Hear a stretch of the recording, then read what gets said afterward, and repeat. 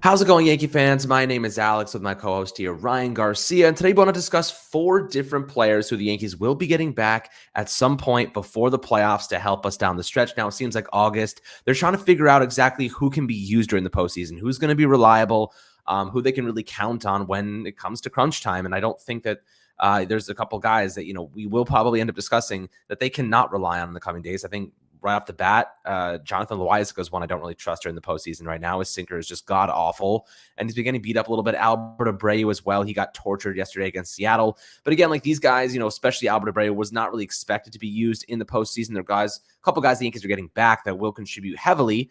And the first thing I want to start off with is Luis Severino. Before we dive into Luis Severino and what he's going to bring back to this team, how they can use him down the stretch and in the postseason, Ryan, how you doing today, my friend? I'm doing all right. Kind of looking at Severino, he's someone that I sorely miss. I mean, I can tell you just from personal experience, this guy has been probably my favorite Yankee since 2017.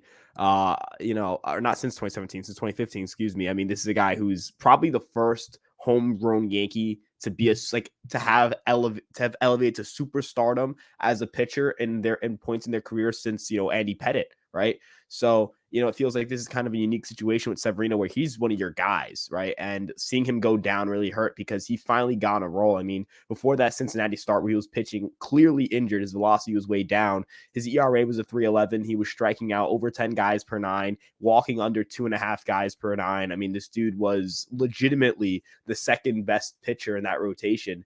In terms of stuff, strikeouts, the ability to dominate a lineup, he probably had a higher upside than almost anyone besides Garrett Cole in that rotation. And even with Frankie Montas, you'd say he's a guy on Frankie Montas's level when fully healthy.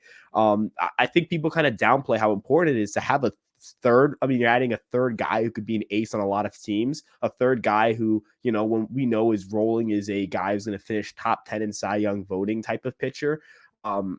This is a really important piece of your rotation. I know a lot of people are like, oh, well, maybe he's going to go into the bullpen. Him going to the 60-day IL confirms to me they want nothing more than to have him in that rotation. Him starting a game 3 for the New York Yankees is integral to this team's success. You cannot bank on Jameson Town or an opener for game 4 if you have Severino there to start for you. Obviously, if things go wrong and you have to put Severino in the bullpen, we've seen that he is, probably arguably the best reliever on this team if he's in the bullpen. But ultimately, as a starter, Severino is one of the most impactful pitchers in baseball. And his fastball slider combination, it's gross. This is just a guy who's so important to this team. And I think a lot of people, kind of downplayed how likely it is Severino starts in October and how damn good he will be for the Yankees if he's healthy in October. Absolutely. I mean, look, a healthy Severino changes everything for this Yankee team, right? Like you said, if he comes out of the bullpen last year when Garrett Cole was getting slapped around in Boston in the wild card game, they brought in Severino and he actually looked pretty damn good. I guess my question for you is, would you rather have him come out of this bullpen role or be in that starting pitching role? Like, what do you think the preferential kind of piece would be? I would say starter. I mean, there's nothing that can give you a higher chance of winning a baseball game right off the bat before the game even starts than having the starting pitching advantage, right? If I look at Luis Severino starting game 3, I challenge you to find a better number 3 in baseball. You can go to the top rotations across the league, go across to the National League, look at the Dodgers, look at the Mets. Their number 3 starters are not better than Luis Severino. I'm sorry. Luis Severino presents an option for you to right out the gate have the best starter in that game on the mound. And you also have to think the Yankees lineup is, in terms of weighted runs created plus, is only matched by the Dodgers. They're tied by the Dodgers. So Severino's going to be facing a lower quality lineup than the lineup that the opposing pitcher is facing. So not only do you have the lineup advantage, you also have the pitching advantage, and you feel like you have a great bullpen. Severino just provides you that level of an advantage that you really can't get with him in the bullpen. Now, him in the bullpen, again, I think that if he's in the bullpen, he's arguably the best reliever on the team. He's a 2 to 3 inning guy potentially. That would be great if you can't get him to start. That's a fine consolation prize. But the way I see it is that's a consolation prize if you can't get him back healthy. They put him on the 60-day IL so he can get a lot of rehab starts. And when he comes back, he'll have 4 to 5 starts. September's a long month because you have, I believe, another week in October of regular season play. He could get 4 to 5 starts before the season ends and October kicks in, not counting rehab starts. So that's maybe 8 to 9 starts between rehab and regular season play that he could get before October, that's all he needs to get his velocity and stuff back in place. That's all I really care for. The regular season results, to me, I would rather him have a bad ERA, but his stuff gets progressively better, than have a good ERA, but his stuff is not progressing nicely and the command isn't sharp and he looks like he's just getting bailed in situations. I care about how ready he is for October, and the Yankees have shown they only care about how ready this team is for October. I mean, look at yesterday. They put in Abreu in the seventh inning. They didn't try to push Clay Holmes or push any of their other arms. Whether people think that's to the Yankees' detriment is up to their personal opinion, but when you're up 10 games, you got to play for October, and the Yankees right now are playing for October, and Severino's being preserved for October. Yeah, that's a great point, because I was going to say he was really upset that he was put on the 6-day injured list, and because he was like, I was making good progress from the shoulder injury and I could have probably returned in a couple of weeks. But Cashman okay, so here's the thing with Severino, that you want to preserve him for October. You want him to be extremely healthy and ready to go and not be fatigued at all. So I get that move. At the same time, they also wanted to give that roster spot to somebody else to see, okay, maybe this guy will be a contributor. We need more reps for some of these guys who maybe on the fringe, on the fence about whether they're able to contribute during the postseason. Maybe that's a Jonathan Loizaga. Maybe that's an Albert Abreu. Maybe it's Domingo Germán. Like, it could be anybody. So I think that extra roster spot goes a long way towards giving them a little bit more information, especially with the massive lead they have in the AL East.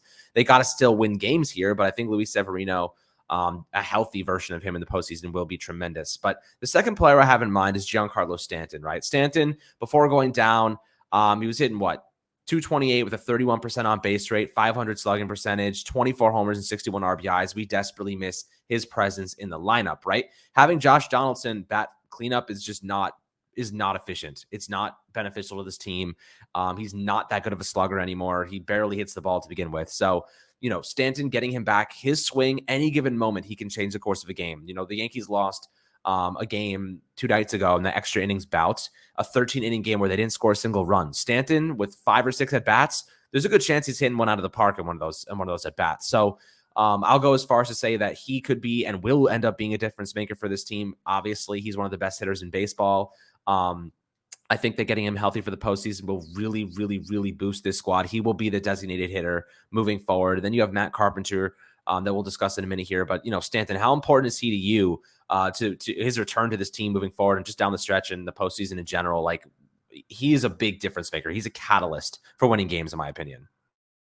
I agree. And you look at the key spot in which you need to win games. This team is always one hit away, one damn hit away. It always feels like they're just one hit away. And Stanton is one of the best hitters with runners on in baseball consistently. I'm not saying that Stanton is necessarily fixing every problem on the team, but damn, is he pretty close to being kind of that ultimate fix, right? You throw in Stanton, whose WRC plus is over 150 with runners on this season. This is a guy who's a third of his home runs come with runners on. This is a guy who, if you have him hitting in that middle of the lineup, you replace Donaldson's at bats in the 4 spot with Stan's at bats in the 4 spot. First off, DJ, Judge, Rizzo and Stanton that's 1 run guaranteed at least every single game. You're not going to be losing 1-0 games like you've been losing the last few days, something the Yankees rarely do. Getting shut out within a week twice this is not the Yankee way. I'm sorry. It doesn't matter if this is last year's team or the 2020 team. These teams just don't get shut out. That's not how these teams play.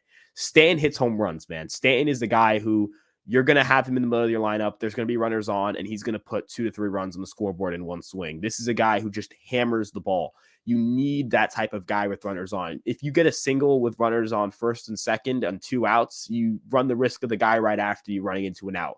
What Stanton does very well is he will put the ball in the seats. He scores as efficiently as possible. The most efficient way to score is to do it all in one swing sometimes. Even if you look at yesterday, right, the Yankees put themselves back in the game by hitting 2 home runs. And then the Mariners put themselves back in the driver's seat by hitting a home run with runners in scoring position. So point is, if you want to win baseball games, you need to hit 3-run home runs. You need to hit, with runners in scoring position. It can't just be singles, right? 1 single, score 1 run is not going to win you a baseball game. Whereas Stanton putting a ball in the seats, hitting at 112 miles per hour off the bat, that's going to put in the seats. And on top of that, it creates a situation where pitchers have to pitch more delicately to these guys, higher stress pitches, right? It feels like Judge has been walked how many times lately? Because you can just attack Rizzo with Robbie Ray. He could just attack Rizzo because he's a lefty on lefty. So I don't want to put that as too much of a sample size there. But, we saw this the second that Judge came up and faced a righty. with Rizzo up after him, he got a good pitch to hit and he clobbered it. He sent that ball into a different planet, right? Judge needs pitches to hit. He needs them, or else he's not going to be able to hit. He's going to just get walked every single time. And they're going to put, Torres or Donaldson up to hit. And Torres is struggling right now. Donaldson's kind of struggled all year. And those two guys aren't going to capitalize right now. If you have Rizzo and Stanton there, those are two guys who will capitalize. Teams have slowly realized you don't have to pitch to Judge when you don't have Rizzo and Stanton there. Teams have to be forced to pitch to Judge or forced to pitch to Rizzo or forced to pitch to Stanton, or else you're going to consistently see, guys struggling come up with runners in scoring position, and that's going to kill you long term. I know the pitching has been not great as of late, but we've got 3 great starts in a row, in my opinion. I think Tyone, Cole, and Nestor gave you length and quality, and a quality start and a chance to win the game. That's something you haven't had lately. If you get those guys rolling, and I think Nestor's been great lately. Cole with that start, hopefully that just gives him what he needs to get rolling again. If Tyone can give you a quality start, 7 innings, 6 innings, 2 to 3 runs every single night, I'm taking that and running with it. You just need the hitting and the pitching to kind of sync up, and it feels like the pitching synced in. It's kind of clicking a little bit, and the hitting is not at all clicking. Yeah, just inconsistencies. When one unit is struggling, another one's got to pick it up. At the end of the day, scoring 3 runs isn't enough to win games anymore. You know what I mean? Like, you got to be producing more. You have to be with contact hitting. The Yankees just have stopped hitting home runs, right? That was the thing the last couple of weeks. They just stopped hitting home runs. They had 2 yesterday with Higashioka and Judge, but aside from that, you need more. You need more production. You need the contact hitters to get, batting and runners in scoring position. The bottom of the order, then you mix in Josh Donaldson in the cleanup spot, have just been abysmal. Gleyber Torres going cold. He was hitting a ton of Oppo homers this year, and then, kind of quieted down a little bit. Hopefully it's just August. The heat is definitely intense. Come October, a little bit cooler, and I think maybe they'll pick it up a little bit more. But, this is definitely a team that's going through some adversity. But at the end of the day, it could change like that. You know what I mean? Like, look how quickly the Yankees went from unbelievably dominant to unbelievably vulnerable. In like a 2-week period, they were 2 different teams.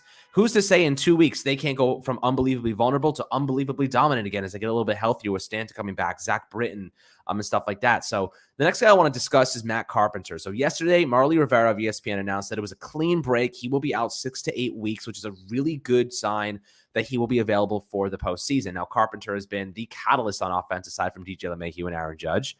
A tremendous player, 15 homers hit this year.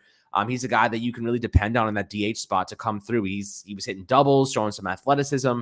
I think for him specifically, that fractured foot hopefully doesn't ruin his continuity, ruin his consistency. But how important do you think he is to this team on the comeback trail if he is able to make a comeback for the postseason? How do you kind of balance him and Stanton in the DH spot? Well, I think you just start to use Stanton a little bit in the corner outfield. Even if you're bringing in Carpenter as a pinch hitter every now and then, I mean, it's just the quality of that bat you're getting, right? Carpenter is a weapon for this team. Carpenter is easily one of the better, bench options, or, not even just bench options. The starter has been phenomenal. The quality of at bats for him have been through the roof.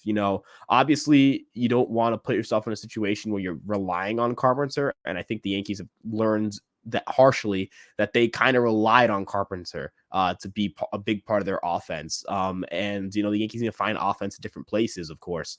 But getting Carpenter back helps, right? Quality of at bat is really what I'm looking for this team, right? In big spots, having the ability to bring in Carpenter, either for potentially your middle infield, which with IKF, right? Not to harp on the guy, but just that's a situation where you might want to bring in Carpenter in the 8th or 9th inning to hit in that spot. Carpenter provides you with a great at bat. If you want to put him in some corner outfield situations or DHing against a tough righty, you could definitely do that. He can handle lefties well, which is a big advantage too. He's just a remarkable hitter, right? He's done, and it's things that are sustainable, having a low chase rate, barreling up the ball a lot. And I remember we were talking about him back in June, and it's like, when will it end with this guy? And it never ended with him. He's just hurt now. So it feels like the quality of bat with Carpenter is it's phenomenal, even when the results aren't great. So having him pinch hit and, maybe potentially drive a pitch count or work a walk, you have a high chance of getting a runner on and making a pitcher have to force themselves to make a pitch, because Carpenter just doesn't expand the zone. So he's really integral to this team in terms of high leverage situations when bad hitters are coming up and you want to pinch hit. I mean, I was looking at high leverage situations since July 9th when the Yankees really started slumping. Gleyber's gotten 16 plate appearances, the 3rd most. Donaldson's got 15, 4th most. Tied with Donaldson is Hicks. IKF has gotten 14, right? Like those are guys that are ahead of Rizzo, or even Carpenter has only had 9, right? Trevino, Stanton, 9, 5, right? You want to have a pinch hitter there for potentially Hicks or IKF or Donaldson or Glaber, right? And that'll change your game. High leverage situations, you have Carpenter in instead of Glaber or Donaldson up against a tough righty, and you change the outlook of the game if he comes up with a big hit, or if he comes up with a big home run, or even if he just walks, right? So you just want to take away not great or struggling hitters from high leverage situations, and Carpenter gives you that option. That's absolutely right. Pinch hitting, I definitely will be a huge factor for him. He can really make an impact there. But the fourth guy that we have on the list is Harrison Bader. Harrison Bader probably will steal that starting center field spot from Aaron Hicks, because Hicks has just been abysmal lately. I mean, he's getting a little better. He has a couple singles here and there, but his power is gone. There was a stretch he went through in like June and July where he was really showing a little bit more power. He looked confident. He was doing a good job in the batter's box, taking pitches, really, really efficient at bats. But it's just not the hot streaks aren't long enough to justify keeping him in the lineup every day. And Harrison Bader is just such a better defender that I think you have to roll with him. He's hit like 250 this year. He had 16 homers in 2021, so he's got a little bit of power under his belt. He just needs to see those pitches a little bit better. And, hitting strikes hard, the mantra that Dylan Lawson incorporates into the Yankees system, definitely may do him well. But, does not a big walk guy, but not a big strikeout guy either. I think that defensive metric is going to be really helpful for this Yankee team. Putting him in center field, Judge in right field, where he can kind of stay healthy, and he'll play that corner spot where he doesn't have to do a lot of running, not has to use that range and potentially injure himself. And then you have Benintendi, of course, in left field, who's going to lock it down. But Bader's solid, man. Like, what are your thoughts on him coming back in September, hopefully being available for the postseason? How do you think they utilize him? Do you think Hicks ends up going to the bench? So yeah, I think that you look at a guy like Bader, and he's got a lot of sneaky aspects to him. I've talked about this before. Obviously the defense is, it's phenomenal, right? He's arguably the best defensive center fielder in the sport. And then you look at the offense, and you're like, oh, well, maybe I'll get what I'll take here. Maybe kind of a Jose Trevino situation where you're just happy if you get anything. Nah, I think there's more here to Bader, man. The power is definitely overlooked. The power is definitely a little underrated. He's hit, in 2021 he hit 16 home runs in just 103 games. That's a near 25-30 home run pace almost. This is a guy who has if you look at his max exit velocity last year, 80th percentile. He's hit balls consistently over 110 miles per hour. He's put a home run in the seats last year. And I know obviously, just max exit velocity and max home run distance isn't necessarily the best way to look at power, right? There are a lot of different ways to look at power, but he barrels the ball at an 8% clip between 2020 and 2021. His WAR per 600 plate appearances between 2020 and 2022 is at 4.4. This is a guy, we're talking a 4-win player potentially, right? A 4 to 4.5 win player is better than a lot of position players in Major League Baseball. I think Bader's he's going to add some spark to this team. If you can get him to get that barrel, to get better barrel quality, and him kind of connecting on the ball a little bit more, utilizing that untapped power. This is a big guy. This is not a small dude. I don't know if you saw his Player Tribune video, but the dude's jacked, right? He's 6 feet tall, 210. He's ridiculously fast. This is just a tool shed right here. As you mentioned, doesn't whiff a lot, doesn't chase. He does have a little bit of a chase issue, but you know what? I kind of like that for him, right? I like that he's a little aggressive at the plate. He kind of forces things to happen, if you get what I'm saying, defensively and offensively. I've used this term a lot with, talking about guys, talking about the young guys in AAA with the shortstops, or talking about Trevino behind the dish. Playmakers, man. These type of guys are playmakers, spark plugs, right? This is a guy who can swipe a bag for you, make one of the best catches you've ever seen in your life, and then hit a ball 110 miles per hour into the seats. He hit a ball 453 feet last year. This is not a frail center fielder. This isn't your Brett Gardner. This isn't an Aaron Hicks. This is a guy with some real star tools on him, right? And I feel like this is a guy that the Yankees could take in and kind of maximize what he does very well. He just turned 28 in June. This isn't a guy who's 31, 32. This isn't like a Mike Tauchman situation where maybe he has one good year and then he falls off because that was just a fluke year. Or even this kind of reminds me more so of like a Gio Urshela kind of situation. You bring a guy in, well, obviously Bader's way more established than Urshela ever was, but you bring a guy in who has some underlying power tools, and you bring him in. The defense is excellent for Bader. The base running is excellent for Bader. The Yankees could definitely use both of that. You're upgrading a lot in center field base running wise. You're not taking out Aaron Hicks from the lineup for a slow guy. You're taking Aaron Hicks out of the lineup for a faster guy and a better defender. He's got an absolute cannon for an arm. The range is ridiculous. It's remarkable. If you look at the St. Louis ballpark, when we went and played there, that ballpark's cavernous. It's huge. There were balls we were hitting that were not getting into the stands and the seats, and you're like, what do we have to do to hit a home run here? What do we have to do? Right? Or balls in the gap that, everyone's scoring on the bases. You're scared of a ball getting between two outfielders. And Bader's played there, and he's been excellent for 6 years of his major league career. This is just a prototypical guy the Yankees absolutely need. Spark plug, is going to force action at the plate, is going to go out and be aggressive defensively, is going to go out and be aggressively on the base paths, can potentially hit a bunch of big home runs for you. I love Harrison Bader for this team. I think the fit is perfect. I was really mad they traded Monty at first, and I still miss Monty. Monty, especially with the Yankees starting pitching issues a little lately, you kind of would like to have Monty. But if you look at what Bader could potentially bring to this team, the upside it's phenomenal. Absolutely. And I'll take it one step further. And you mentioned a lot of the physical, tangible traits, but how about the intangible traits that he brings? He's a leader. Like, he's a charismatic guy. He's going to give this team energy. You know what I mean? Like, when you see this team struggling, they are quiet. They're quiet. They're somber. They hang their heads. Like, they just don't look like they're into it. This guy, like, he makes a play and he gets freaking hyped. He's smiling. He's really excitable. This is a guy that's going to bring a lot of energy to this team. They need a charismatic leader in that clubhouse right now to really inject it. They have a lot of the veterans, right? They have the Carpenters of the world, the guys that are going to be like, you're good. Like, you can get back into it.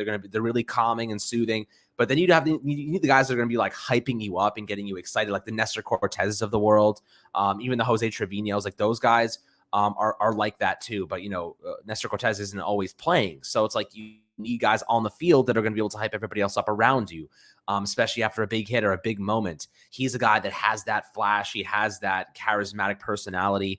And I think that's just another intangible trait he's going to bring to this team that will probably end up going under the radar as a valuable factor and variable. So, these are the four guys that are going to come back and make impacts, right? You have Zach Britton.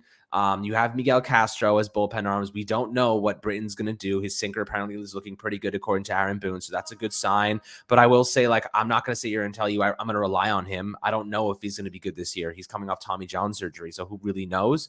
Castro was really a liability before he went down. 4 ERA this year. Definitely has had some fair share of success, his fair share of ups and downs. Can he be a guy that helps during the postseason? Maybe. He's not going to be my first option. But I'll tell you what, if anybody gets injured, if they need him, he'll be available, and that'll be somebody that they can throw in there and get some innings out of. But Zach Britton's going to be the one that I'm looking at to really help this bullpen, because he is a veteran guy. He has experience. He knows what it's like to pitch in the postseason. That's a guy that was once one of the best closers in baseball. That doesn't just go away. Look at Verlander coming off Tommy John surgery. He's an absolute monster. You can make a comeback and be very good off of Tommy John. You can come back and be very good off of injury. Zach Britton, he's having some, he's going to be, rehabilitating over the next couple of weeks, but we don't necessarily know what his role is going to be. Do you have any last thoughts on these two guys? So Castro, I don't know if he comes back, and not that he can't come back from injury. I don't know if the Yankees keep him around, which is kind of unfortunate. I thought, the slider usage was going up. I thought the Yankees had figured out a little bit something with Castro there, but unfortunately it is what it is, right? Roster crunches have to, you can't send down one of the guys that are up right now. I mean, he's also free agent at the end of the year. So it's not like you have 3 years of control left on him, 2.5, where you're like, hey, we got to keep him around so we don't just DFA him for nothing. If you DFA Licky, you lose a guy with 3 years of control, and they're similar quality relievers, right? So would I rather have Licky for 3 years and potentially be able to trade him in the offseason and get something even minuscule back for him? Or am I just going to let go of Castro, cut my losses, not lose anything at all because of free agent anyways? And then for Britton, the upside's there, right? There's experience. He just needs to not walk 17% of batters like he did last year. If his strikeout to walk rates look like they were between 2018 and 2020, which they weren't great, they were around 8 to 9%. He's always been a high walk guy and a low strikeout guy, but with the ground balls, the success is there. It's sustainable. It's, he's definitely a strong arm if he can come back and just get close to what he was. Even if he's, a 3.1 ERA guy like he was in 2018, there's value there, right? I like the ground ball rate, obviously. I think the Yankees are going to give him a shot. I'm not sure if that shot is going to be enough for him to get onto the postseason roster. There's just a lot that has to go right for him in such a small amount of time. But again, I've talked about this before at Severino. September is a very long month, because October is still, October, there's regular season baseball there. So, maybe there's some time for Britton to get his work in. If he gets, maybe 7 or 8 outings and the Yankees like what they see there, maybe they bring him onto the October roster. Even if he's just a guy you bring in against a tough lefty like Yordan Alvarez, right? That could be a good matchup for him. I'm not necessarily thinking he's going to close games with him, but the upside for him is massive. So I think expanded roster spot, they'll get an extra pitcher in there. I think that might just end up being Britton, or maybe they get rid of Licky then. It's kind of weird because Marinaccio, right? Marinaccio is definitely coming back in September. So it's a weird roster crunch. I don't even know how they're going to manage a roster with Britton, but I do imagine if he does come back and they feel confident with his health, they'll give him a shot. If they don't feel confident with his health, if they're not 100% with him, I think they'll just shut him down and cut their losses there, because free agent at the end of the year, there's no long-term commitment there. So we'll wait and see with him. He's very much the biggest question mark, I think, out of everyone we've mentioned, because at least with Castro, I know they're just going to get rid of him. They're not going to bring him up over Marinaccio, but Britton's really strange because you can't just, I don't know. It's weird. It'd be weird to just cut Britton, but it would be weirder to not bring in Marinaccio. Oh, yeah. Marinaccio, I think right now they're just kind of playing it easy with him in AAA. He had the minor league option, testing out some other arms, seeing how Scott Efros performs, seeing how Lou Trevino performs. So far, Trevino's been pretty solid. Efros has had his fair share of ups and downs, making the adjustment, but he is a very good pitcher who can help a lot.